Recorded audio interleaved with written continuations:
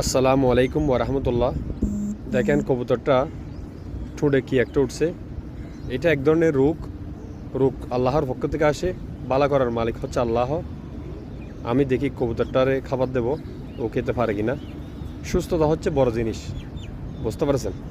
যারা সুস্থ হয়ে আল্লাহকে ভুলে গেছেন, তারা অসুস্থ হলে বুঝবেন সুস্থতা কত বড় আল্লাহর নিয়ামত। সুস্থ থাকতে আল্লাহর কাজগুলো করেন, আল্লাহর ইবাদত করেন, 5 ওয়াক্ত নামাজ পড়েন। দেখেন কবুতরটা খাবার খেতে পারতেছে না। রিজিকের মালিক হচ্ছে আল্লাহ। যারা আল্লাহকে ভুলে যান, নামাজ পড়েন না, একবার আল্লাহ রিজিক বন্ধ করে দিলে তখন বুঝবেন সুস্থতা কত বড় নিয়ামত। এখন তো বুঝেন না, মসজিদে মানুষ কম, বাইরে মানুষ ঘুরে। তো যখন অসুস্থ হবেন তখন বুঝবেন যে আল্লাহর নিয়ামত কত বড়। আল্লাহ ছাড় দে, কিন্তু ধরলে ছাড়ে না।